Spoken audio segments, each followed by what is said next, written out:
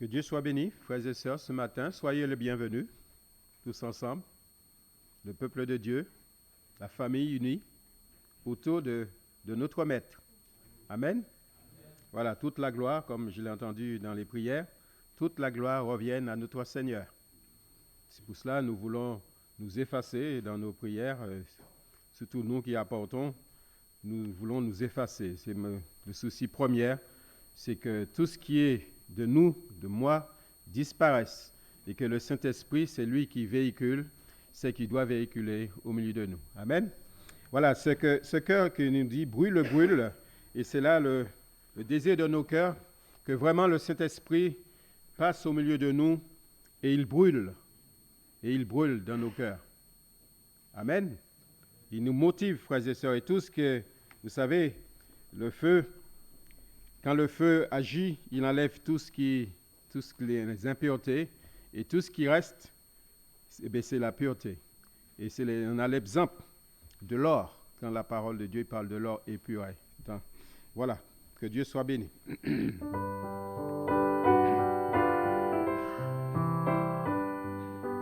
Brûle, brûle, flamme, ardente flamme, ardente dans mon cœur.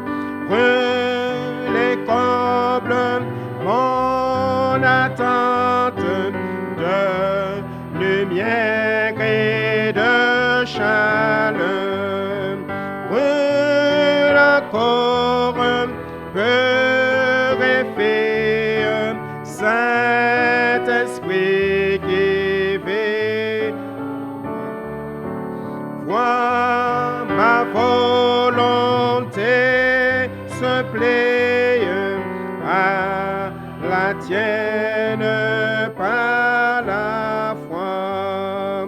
Brûle, brûle, flamme ardente, flamme ardente dans mon cœur. Brûle et comble mon attente de lumière et de chaleur. Brûle encore, purifie, Saint-Esprit qui fait. Moi, ma volonté se plie à la tienne par la foi. Gloire à Dieu. Et c'est vrai, ce petit cœur que nous aimons bien chanter, qui est une réalité dans nos vies, c'est ton sang qui purifie. Vous savez, il a fallu que le sang de l'innocent, le sang de l'agneau, puisse couler, le seul afin d'effacer toutes nos iniquités. Même pas dans l'Ancien Testament, avec tous les animaux, il n'y avait pas la perfection. Et Jésus, une fois pour toutes, il a donné sa vie, son sang a coulé, il a pardonné tous nos péchés, purifié tous nos péchés. Et vraiment, frères et sœurs, nous pouvons dire, c'est ton sang qui donne la vie.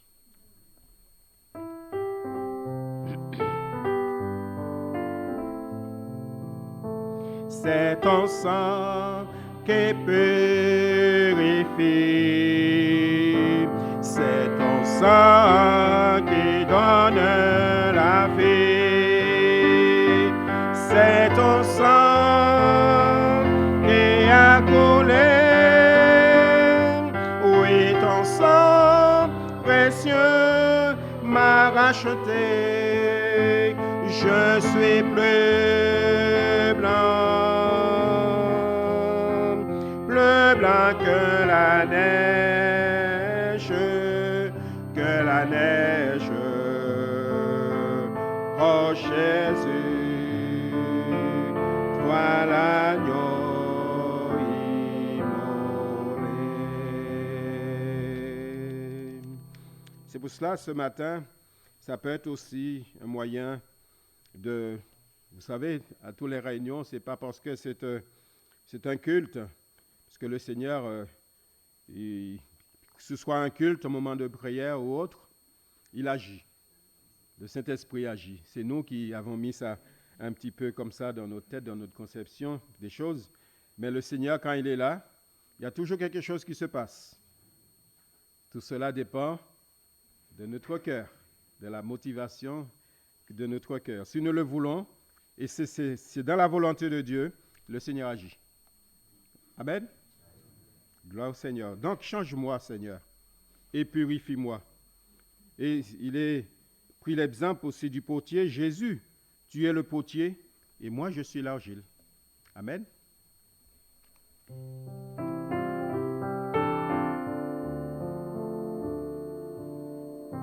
Change-moi, Seigneur, et purifie-moi. Change-moi, Seigneur, rends-moi comme toi. Jésus, tu es le potier. Je suis l'argile. Brise-moi, façonne-moi. Oui, c'est mon désir. Change-moi, Seigneur.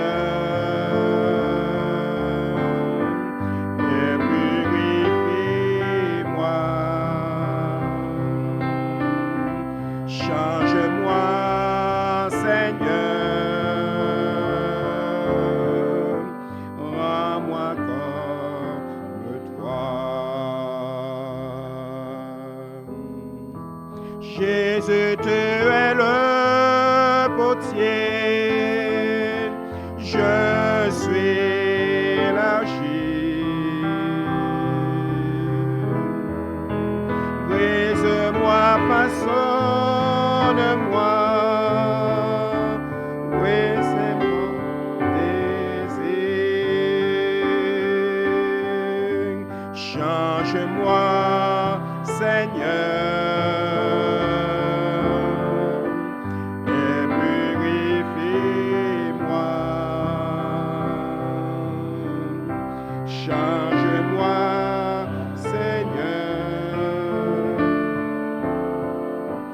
rends-moi comme toi. Oui, c'est vrai. Nous voulons ressembler à notre Seigneur de jour en jour, chaque jour, aller de progrès en progrès avec lui. Nous voulons ce matin aussi, si nous sommes venus là, frères et sœurs, c'est vraiment l'exprimer, le sentiment de nos cœurs. Nous dire comment nous l'aimons. Comment nous l'aimons. Et nous voulons dire aussi merci pour la croix, pour le prix payé.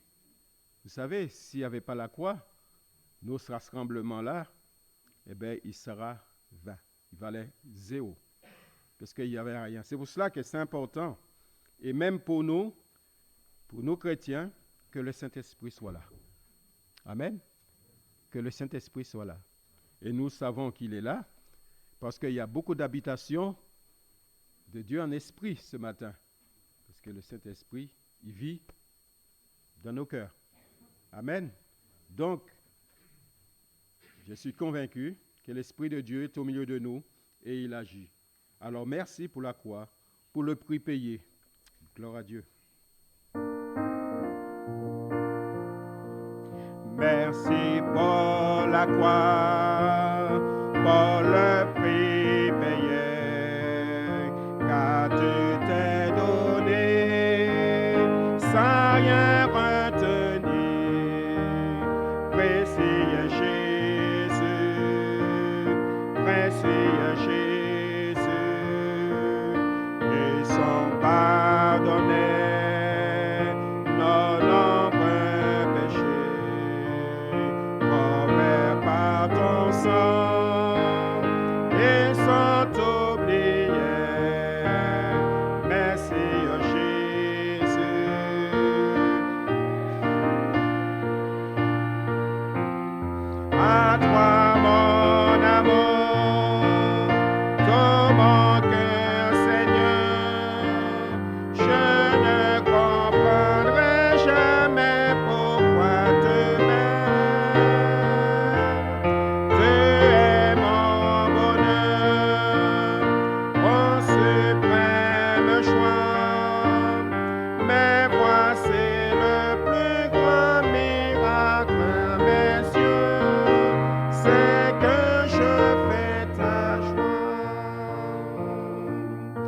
c'est pour nos guérir que tu as souffert. Tu as pris nos peurs, donné ton amour. Précieux Jésus, précieux Jésus, tout est accompli. Tu as triomphé. Tu veux nous sauver si parfaitement. Merci Jésus, merci Jésus. À toi mon amour, tout mon cœur Seigneur, je ne comprendrai jamais pourquoi tu es mon bonheur, ma suprême. Mais voici le plus grand miracle à mes yeux, c'est que je fais ta joie. Amen. Nous faisons la joie de notre Seigneur. N'oublions pas, là où le Seigneur nous a retirés dans la boue du péché, nous qui étions errants, nous étions ennemis de Dieu. Et nous sommes là ce matin comme des enfants de Dieu. Amen. Ô Jésus, ta présence est si douce à mon cœur, parlant d'amour, de clémence, pour moi, pauvre pécheur, disant à l'âme docile, au cœur chargé travaillé, ah oui, mon jour est bien facile et mon fardeau léger. Amen.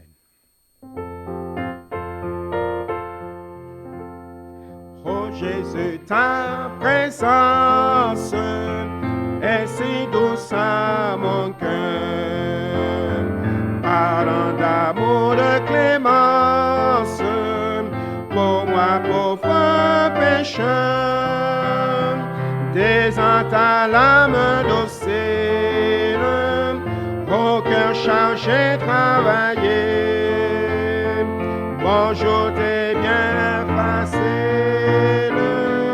et mon fardeau léger. Oui, Seigneur, ton jour est aisé, ton fardeau n'est-il pas léger? Le repos que donne ta paix vient de mon éternel épargne. Oh Jésus, ta promesse est si douce à mon cœur. Dans les moments de tristesse, tu vis sécher mes pleurs.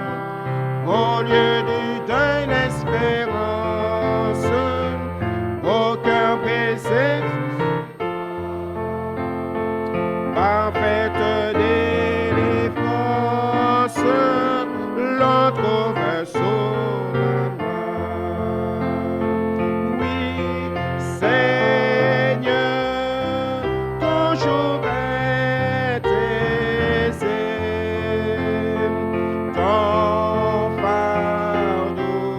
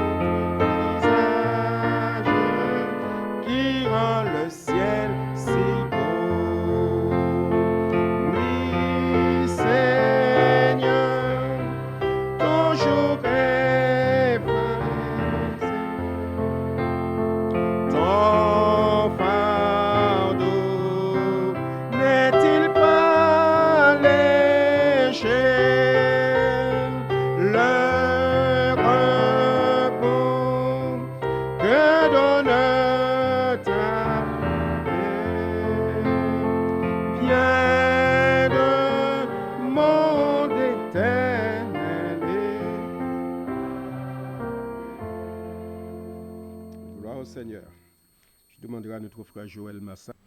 Gloire au Seigneur. Je vous invite, frères et sœurs, à lire avec moi dans Éphésiens, dans Éphésiens chapitre 4, et nous commençons par le verset 17.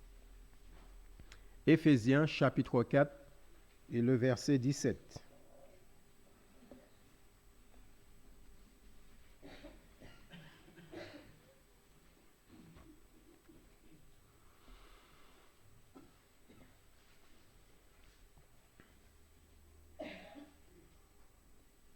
Le verset 17. Voici donc ce que je dis et ce que je déclare dans le Seigneur.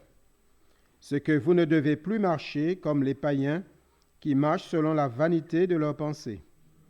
Ils ont l'intelligence obscurcie, sont étrangers à la vie de Dieu à cause de l'ignorance qui est en eux, à cause de l'endurcissement de leur cœur. Ayant perdu tout sentiment, ils se sont livrés à la dissolution pour commettre toute espèce d'impureté jointe à la cupidité. Mais vous, ce n'est pas ainsi que vous avez appris Christ, si du moins vous l'avez entendu. Et si conformément à la vérité qui est en Jésus, c'est en lui que vous avez été instruits à vous dépouiller, eu égard à votre vie passée, du vieil homme qui se corrompt par des convoitises trompeuses, à être renouvelé dans l'esprit de votre intelligence, et à revêtir l'homme nouveau, créé selon Dieu dans une justice et une sainteté que produit la vérité. C'est pourquoi, renoncez au mensonge et que chacun de vous parle selon la vérité à son prochain. Car nous sommes membres les uns des autres. Si vous mettez en colère, ne péchez point. Que le soleil ne se couche pas sur votre colère et ne donnez pas accès au diable. Que celui qui dérobait ne dérobe plus, mais plutôt qu'il travaille en faisant de ce main ce qui est bien, pour avoir de quoi donner à celui qui est dans le besoin. Qu'il ne sorte de votre bouche aucune parole mauvaise, mais s'il y a lieu quelques bonnes paroles qui servent à l'édification et communiquent une grâce à ceux qui l'entendent. N'attristez pas le Saint-Esprit de Dieu, par lequel vous avez été scellés pour le jour de la rédemption. Que toute amertume, toute animosité, toute colère, toute clameur, toute calomnie et toute espèce de méchanceté disparaissent du milieu de vous. Soyez bons les uns envers les autres, compatissants, vous pardonnant réciproquement comme Dieu vous a pardonné en Christ. Amen. Amen. J'ai intitulé ce message « Une vie sainte en Christ ». Je vous dis, ce message, je l'ai apporté à Rouen il y a 15 jours en arrière, je pense. Pour ceux qui étaient à Rouen, ils se rappellent. Là, ils vont entendre 2 fois. Vous savez que le Seigneur connaît toutes choses, frères et sœurs. Le Seigneur connaît toutes choses. Je ne sais pas si vous avez fait attention au don qui a été dit ce matin. Le don. Est-ce que vous l'avez bien écouté? Donc, moi, je l'ai écouté. Et parfois, notre inquiétude, c'est de savoir, Seigneur, est-ce que c'est la bonne direction que nous avons prise? Et quand il y a un don comme cela, c'est comme si le Seigneur vient de dire, tu peux y aller. Alors, quand le Seigneur dit, tu peux y aller, on y va. Amen. En toute façon, le Seigneur, quand il dit quelque chose, ce n'est pas pour nous aplatir, non pour nous humilier, même s'il y a une certaine humiliation au départ, parce qu'il faut s'humilier devant le Seigneur, mais pour nous amener toujours vers le but, pour nous faire grandir. C'est vrai. Quand j'ai lu ces quelques versets, j'ai dit oui, il faut dire l'apôtre Paul, il parlait à des chrétiens. À l'église d'Éphèse, c'est à des chrétiens qui parlaient, qui disaient tout cela. Moi, je disais que si l'apôtre Paul, disons le Saint-Esprit, a inspiré l'apôtre à soulever toutes ces choses, parce que cela existait. Amen. Oui, pourquoi? Parce que Dieu, il connaît nos cœurs. Dieu sait. Même nous voyons, c'est-à-dire nous voyons l'apparence. Nous voyons les choses que nos yeux peuvent capter. Mais le Seigneur, lui, il voit dans le cœur. On ne trompe pas Dieu. On peut tromper un homme. On peut tromper un pasteur. On peut tromper tout ce que vous voulez. Mais Dieu, il regarde au cœur, frères et sœurs. C'est-à-dire que rien n'est caché devant le Seigneur. Donc ça, c'est inutile que nous voulons contourner les choses. Cette première revendication, c'est vrai que l'apôtre laisse dans ce premier verset, vous ne devez plus marcher comme les païens. Plus marcher comme les païens qui marchent selon la vanité, c'est-à-dire l'orgueil de leurs pensées. Oui, l'apôtre exhortait les chrétiens d'Éphèse de la part du Seigneur par le Saint-Esprit, qui ne doit plus marcher comme les païens, c'est-à-dire les non-croyants, parce qu'ils n'ont rien de commun avec ceux ou celles qui suivent et qui marchent avec le Seigneur. Les non-païens, ils ne connaissent pas Dieu. Les non-païens, ils ne vivent pas les choses que nous vivons, nous chrétiens. Ceux qui vivent en nouveauté de vie. N'oublions pas, frères et sœurs, nous sommes passés de la mort à la vie. Amen. Nous sommes une nouvelle créature. Les choses anciennes sont passées et toutes choses sont devenues nouvelles. C'est vrai, quand je lis la parole et nous trouvons cette référence dans 2 Corinthiens chapitre 6, verset 15, il dit, mais quel accord y a-t-il entre Christ et Bélial? Ou quelle part a le fidèle avec l'infidèle? Quelle entente entre le Christ et Bélial? Et quelle association entre le fidèle et l'infidèle? Il est dit dans une autre référence, quel accord entre Christ et Bélial, mais quelle relation entre le croyant et l'incrédule? Quel accord qui est entre les ténèbres et la lumière? Il n'y a pas d'accord. Les fidèles et l'infidèle, nous n'avons pas la même motivation, nous n'avons pas les mêmes objectifs. Parce que c'est le croyant, le fidèle. Le fidèle, c'est celui qui garde sa foi engagée. On a une foi, une conviction. Oui, c'est lui qui a confiance dans les promesses de Dieu. Parce que nous croyons Dieu et nous croyons tout ce qu'il a dit et tout ce qu'il dit dans sa parole. Amen. Ben oui, il faut le croire, frères et sœurs. Parce qu'un chrétien, il vit par la foi. Nous croyons. Nous ne le voyons pas, mais nous croyons parce que Dieu l'a dit. Amen. Ça, c'est important. Ce n'est pas l'homme qui l'a dit, même si nous entendons d'autres interprétations. À partir du moment que la parole de Dieu dit, nous devons l'écouter, la parole. Amen. Notre référence, c'est la Bible. Ce n'est pas les interprétations d'un homme quelconque ou dans les livres, mais c'est la parole de Dieu. Quand nous nous mettons dans cette communion avec le Seigneur, et quand nous méditons la Bible, quand nous la lisons, nous méditons, c'est vrai, nous prions, demandons au Seigneur de nous aider à le comprendre. Ou du moins, là où le Seigneur veut nous amener.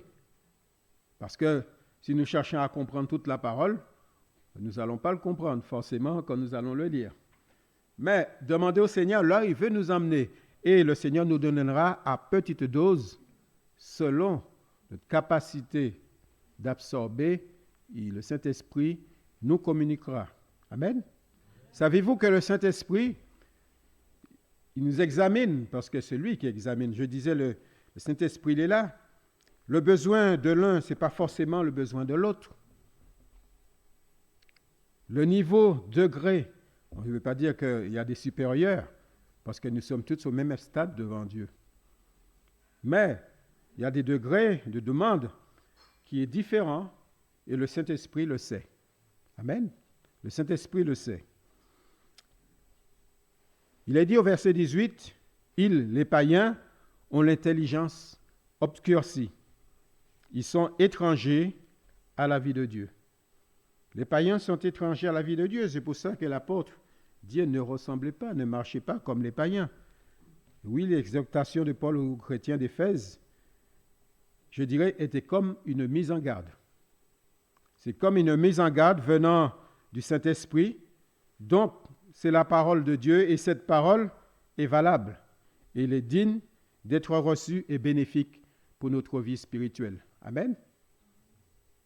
Quand nous l'entendons, cette parole, nous ne devons même pas la discuter dans notre tête. Nous devons l'accepter, cette parole, parce que c'est le Seigneur, c'est Dieu. C'est la Bible, frères et sœurs, c'est Dieu. Et le Seigneur, c'est lui qui connaît notre être intérieur. C'est lui qui va apporter ce que nos cœurs ont besoin. Et il le sait, le Seigneur. Il y en a qu'on peut dire dans la vie, peut-être dans ce moment, ils sont en haut, mais tout le monde n'est pas en haut. Il y en a qui sont en bas. Et oui, c'est l'Église et pourtant. C'est pour cela que le Seigneur, le Saint-Esprit sait. Et ce qui a besoin d'être épaulé, ce qui a besoin d'être encouragé, si notre âme a besoin d'être réchauffée, le Saint-Esprit le sait. Et c'est lui qui apporte la solution. Amen. Ce n'est pas nous. La parole résonne ce matin pour nous dire que nous n'avons rien de commun avec les païens. Ils sont étrangers à la vie de Dieu à cause de l'ignorance qui est en eux, à cause de l'endurcissement de leur cœur. Leur cœur est endurci parce qu'ils ne croient pas Dieu. Ils ne croient pas au Seigneur. Donc, je ne peux pas m'allier. Attention, je ouvre cette parenthèse. Il ne nous a pas dit qu'un chrétien doit être complètement isolé par rapport à un non-croyant parce que nous avons besoin de témoigner, d'apporter le message de l'Évangile. Mais pas nous laisser, pas entrer dans ça, dans ce qui se manifeste. Pas entrer dans leur vie. Pas aller là où ils vont. Pas parler comme eux. Mais nous sommes là, la lumière dans les ténèbres pour éclairer. Amen.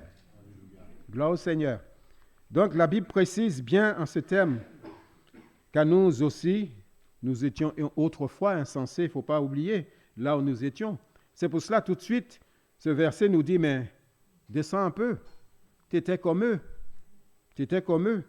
insensé, désobéissance, égaré, asservi à toute espèce de convoitise et de volupté, vivant dans la méchanceté et dans l'envie, digne d'être haï. Et nous haïssions aussi les autres. Nous étions comme eux, frères et sœurs. Et le Seigneur est venu, nous a fait grâce. Amen, il nous a fait grâce.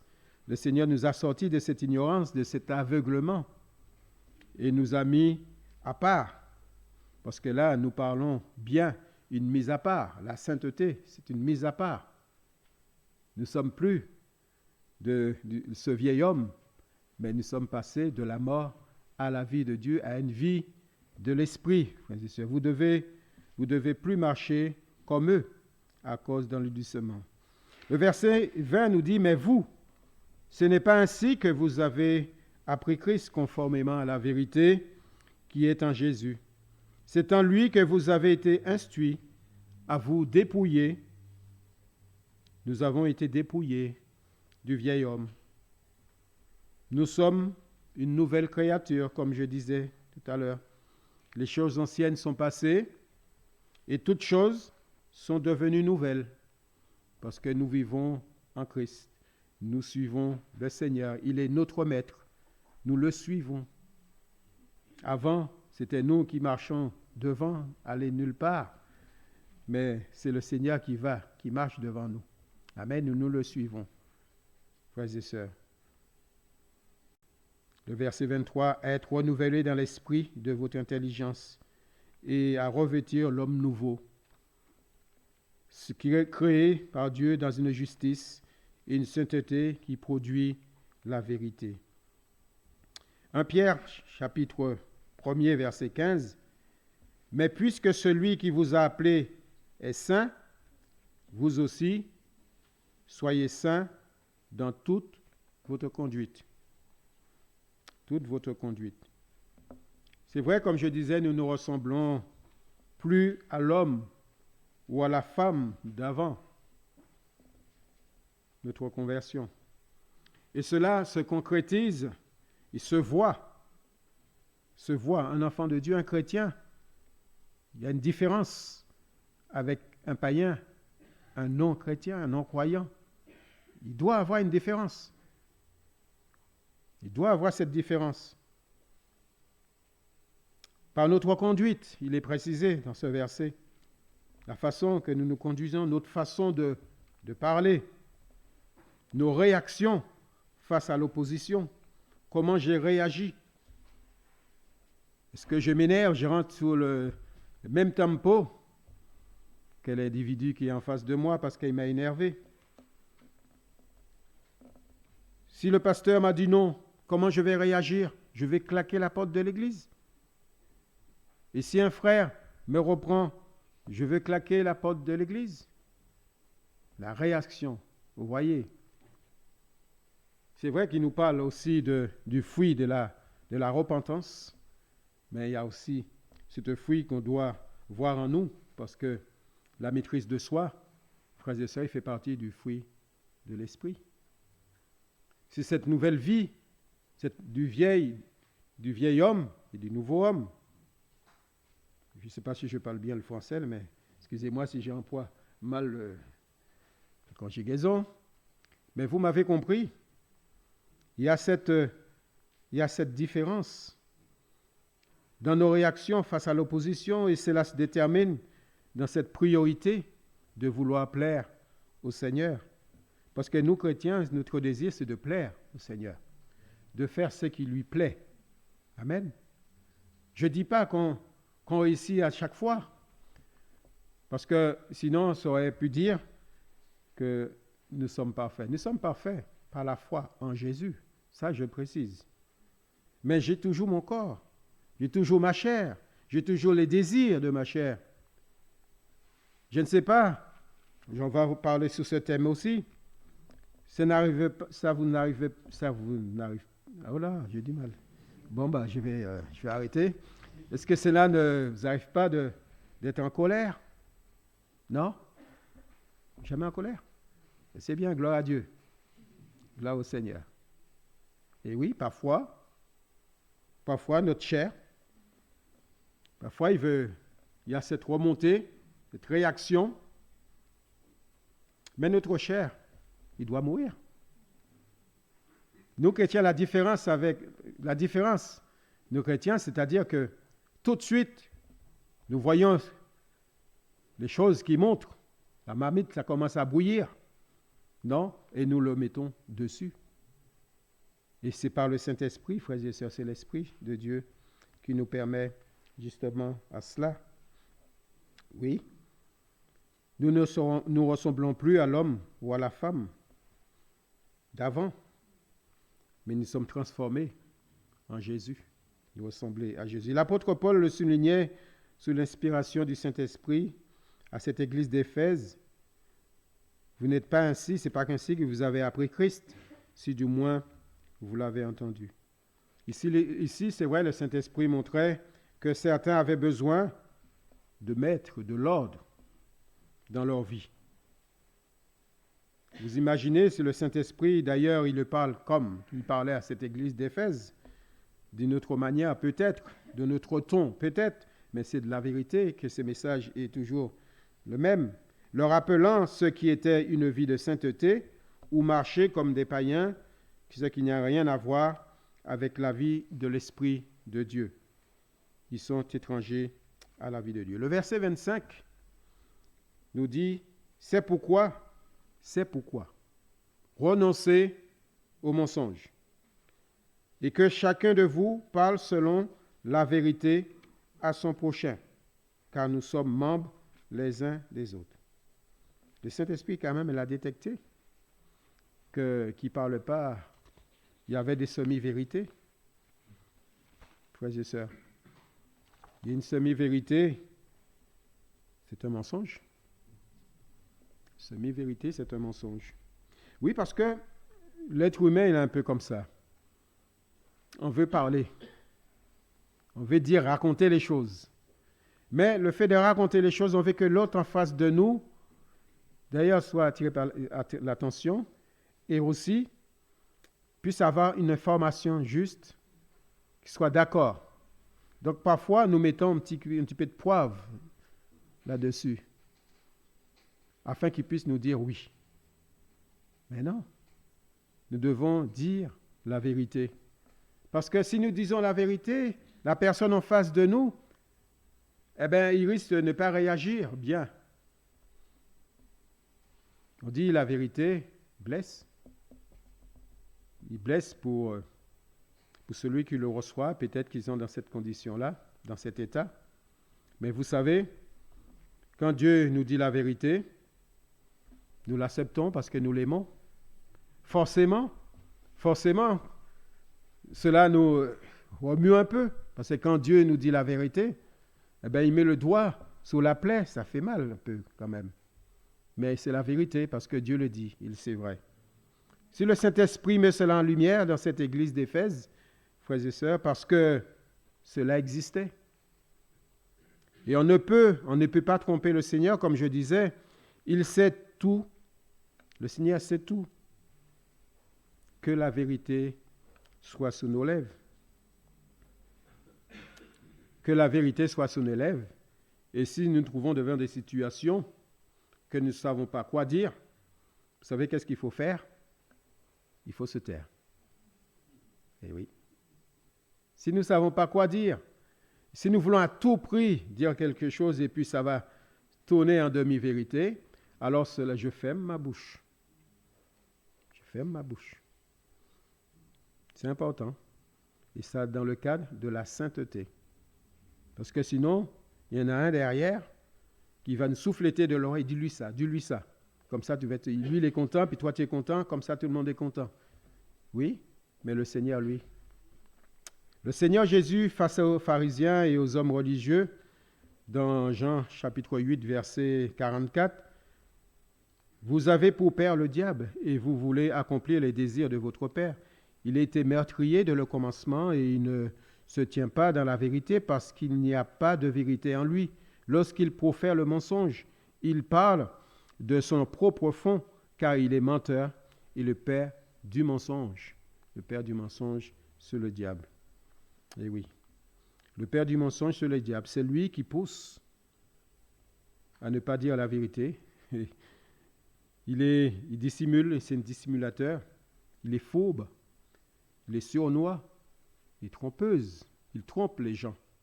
C'est le diable qui trompe les gens. Alors le Saint-Esprit dit, qu'est-ce qu'il dit? Renoncer au mensonge.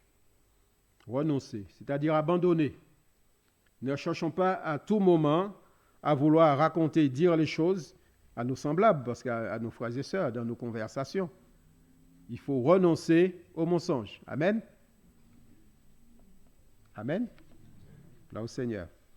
Au point que le Saint-Esprit, c'est-à-dire autre point que le Saint-Esprit a mis en lumière, frères et sœurs, qu'il est dit, au verset 26, « Si vous vous mettez en colère, ne péchez point, que le soleil ne se couche pas sur votre colère et ne donnez pas accès au diable. » Il y a des sentiments, c'est vrai, des émotions que notre vie, la chair, comme je disais, exprime, entre autres la colère. Lorsqu'elle se manifeste, notre chair doit se plier à l'Esprit de Dieu. Notre chair doit se plier. Il est dit, ne péchez pas et ne donnez pas accès au diable. Vous savez,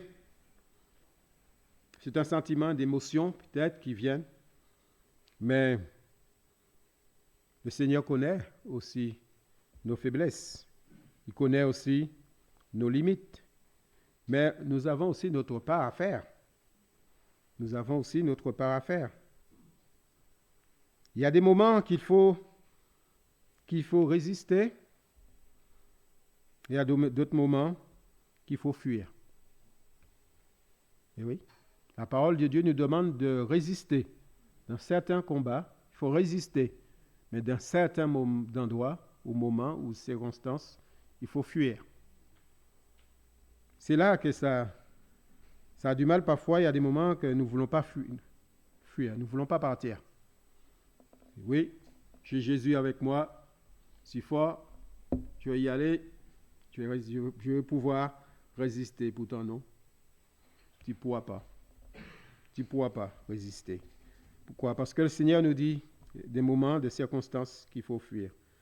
Soumettez-vous donc à Dieu, résistez au diable, oui. Résistez. Et il fuira l'un de vous, cela nous connaissons. Et dans d'autres circonstances, il faut fuir.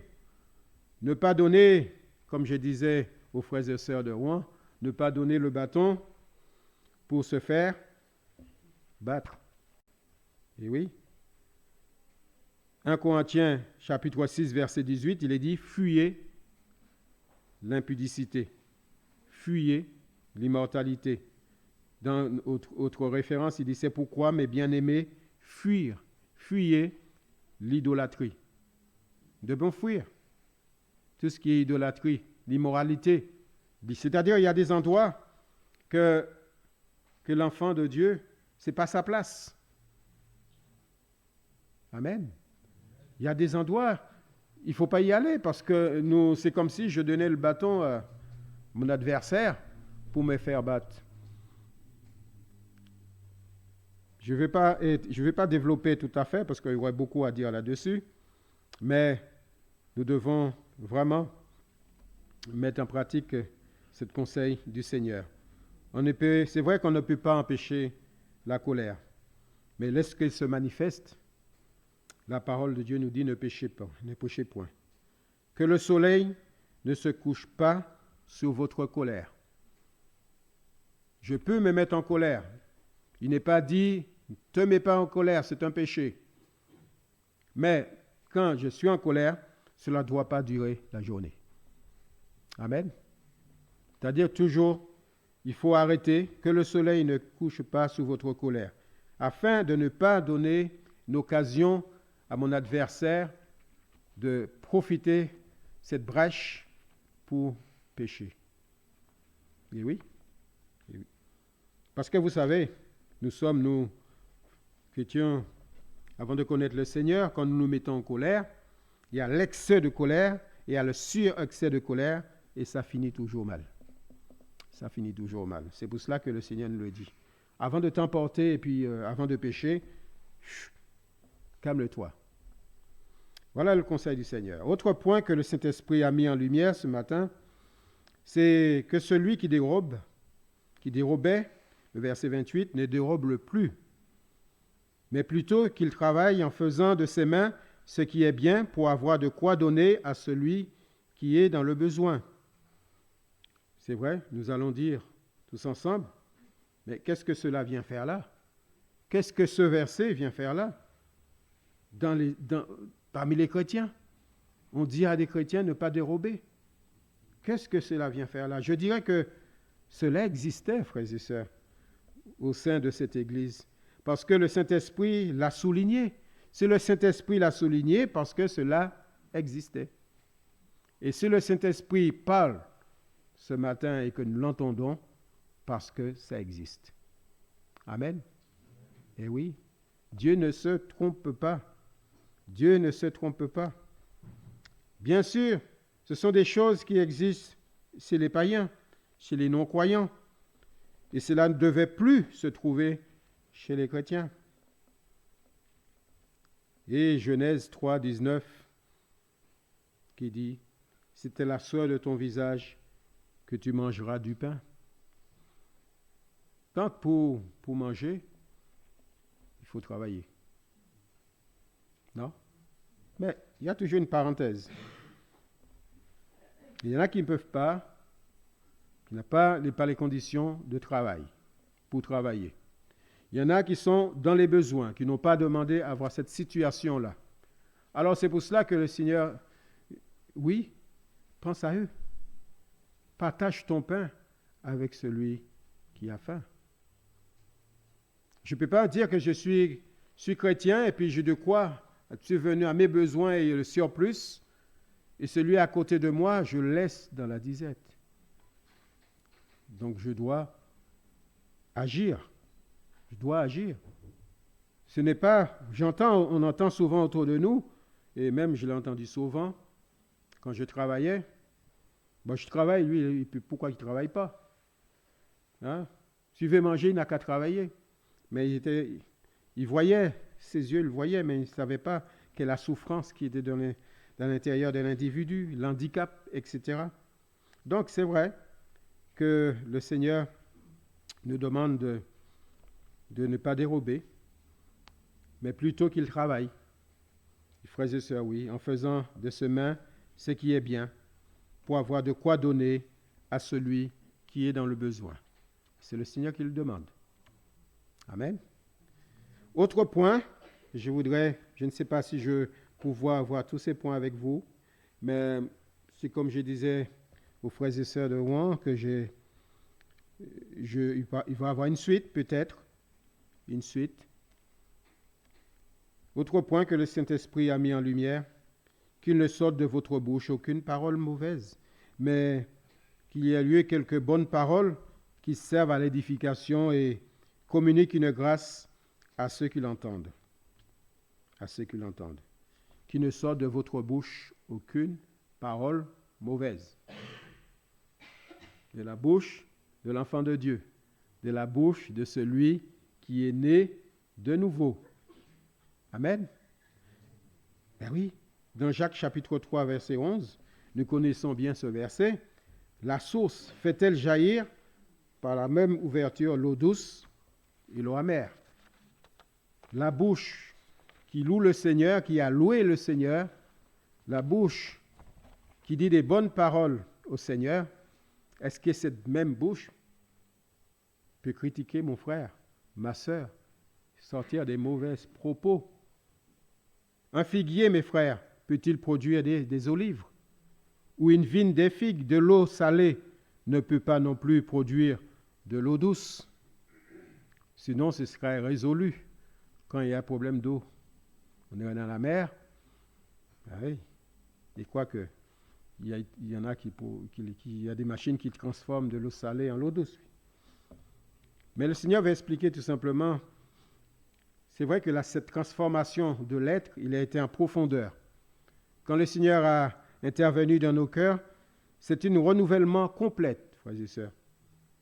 C'est une nouvelle création par la foi en Jésus.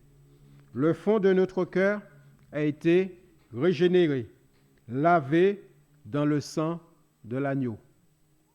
Il a été lavé dans le sang de l'agneau. Nos paroles qui sortent de notre bouche, il faut qu'ils servent à édifier, à communiquer une grâce à ceux qui l'entendent. Elle n'est pas là pour juger, mais pour construire, dire la vérité, afin d'amener à Christ. Amen. Nous ne sommes pas là pour déstabiliser ou de perdre celui qui va entendre par notre bouche. Parce que, vous savez, il y a un petit organe dans la bouche, que la Bible en parle aussi. C'est la langue. Vous savez, la langue. C'est petit, la langue. Et il fait beaucoup de ravages. Comme il est dit dans Jacques chapitre 3, verset 5. De même, la langue est un petit membre. Elle se vante de grandes choses. Voici comme un petit feu peut embraser une grande forêt. Rien qu'avec la langue, on peut détruire une âme. Vous l'entendez? Rien qu'avec la langue, on peut détruire une langue. Bien sûr, vous savez que quand cette personne, ce frère ou ses sœurs, passe par un moment difficile dans les découragements, il est faible, il est assis, et puis la langue vient. Pourquoi tu es comme ça? Pourtant tu es chrétien, tu ne devais pas. Non. Non. La parole de Dieu nous dit, toi qui es debout, eh bien, prenne garde aussi de tomber. C'est-à-dire que ce que la personne subit, tu peux aussi la voir, tu peux aussi la subir à ce moment-là. Alors le Seigneur va te mettre en pensée, tu te rappelles? Ce n'est pas les hommes qui vont te le dire, c'est le Seigneur qui va te mettre en pensée. Oui, frères et sœurs, nos langues. Donc, c'est vrai, nos paroles, quand nous rencontrons ces frères et ces sœurs qui sont dans le besoin spirituel, ils ont besoin d'encouragement, plutôt de les juger, avoir une opinion haute de nous-mêmes, apporter une parole qui édifie, une parole qui réchauffe, une parole qui relève, afin de les ramener à Christ. Amen. C'est ça l'enfant de Dieu. Nous sommes là pour construire avec Dieu. Nous ne sommes pas là pour que les gens soient vexés. Bien sûr, quand nous disons la vérité, nous parlons du péché. Et si les gens sont vexés, parce que nous disons vrai, mais nos frères et sœurs sont sauvés. Ils n'ont pas besoin. C'est vrai qu'ils ont besoin d'entendre la vérité, l'exaltation de la parole de Dieu, mais tout ce que nous allons le dire, la Bible nous dit le dire avec amour et douceur. Amour et douceur. Vous savez, on peut le dire une parole avec amour et douceur, et une parole, une vérité. On peut dire une vérité calme. Vous savez, l'avantage, enfin je dis l'avantage sans pour me vanter, quand je travaillais, on avait des réunions, il y avait des soucis, mais tout le monde ça se paniquait, ça allait dans tous les sens. Puis Jean-Claude, il était là, calme. Puis parfois, je demandais est-ce que je peux l'ouvrir. Oui, je l'ouvre. Puis je donnais une petite parole comme ça, tout douce. Et puis oui, ma patronne disait oui. Jean-Claude, c'est bien. Tu es le sage, Jean-Claude. Et je ne sais pas s'il y a eu cette parole, enfin bref. C'est pour vous dire, frères et sœurs, on peut dire les choses avec calme, c'est une vérité. Et le Seigneur, quand il disait une vérité, mais cette vérité pénétrait dans le cœur. Et le cœur réagissait. Amen. Et le Seigneur, il a dit, il n'est pas venu pour juger. Il n'est pas venu pour juger les hommes. Parce que la porte de la grâce est ouverte. On n'est pas venu pour les perdre, il faut qu'ils rentrent. Il faut qu'ils rentrent, frères et sœurs. Donc, apportons tous les éléments, bien sûr. Ça tient de leur part. Maintenant, s'ils ne veulent pas, s'ils refusent, même s'ils refusent, il ne faut pas le dire, tant pis pour toi, va-t'en. Non, même s'ils refusent, qu'est-ce qu'on fait? On prie. Amen. On prie. Vous savez, nos familles, nos enfants, ils ont besoin d'entendre. Ils ont besoin de voir cette lumière. Ils ont besoin de voir ce modèle, cette référence. Même s'ils sont reculés en arrière, mais il faut qu'on soit toujours là pour eux. Amen. Il faut que, pour l'éducateur, cette lumière, ils peuvent dire, je veux me diriger. Et c'est le Seigneur qui permet ça. Bon, c'est bien que j'arrive presque au terme de mon message, parce que j'aurais d'autres choses à dire sur le Saint-Esprit. N'attristez pas le Saint-Esprit de Dieu, par lequel vous avez été scellés pour le jour de la rédemption. Vous savez, tout ce qui peut attrister le Saint-Esprit, c'est tout ce que nous avons parlé là, tout ce que nous allons rencontrer, ces points-là qui se trouvent dans le païen et qui puissent se trouver en nous. Pourquoi attrister le Saint-Esprit? Parce que nous savons que le Saint-Esprit, il vit dedans. Il vit en nous. Et si nous apportons ces éléments négatifs, si le Seigneur trouve, parce que c'est le Saint-Esprit qui voit, il a détecté, il dit, toi, tu as fait quelque chose, tu as volé, tu fais des mensonges de demi-vérité, donc je ne suis pas à l'aise. Je ne suis pas à l'aise, je ne peux pas cohabiter avec ça. Donc, il est attristé, quoi. Il est attristé. Et si le Seigneur a pu, par l'intervention de l'apôtre Paul, parler à cette église comme cela, tout simplement, afin de corriger le tir, simplement, afin que toutes ces choses puissent disparaître. Les païens se comportent comme ça, mais toi, c'est pas comme ça que tu as appris Christ. C'est pas comme ça que le Seigneur t'a appris les choses. Alors c'est ça que le Seigneur veut apporter pour nous ce matin, frères et sœurs. Amen.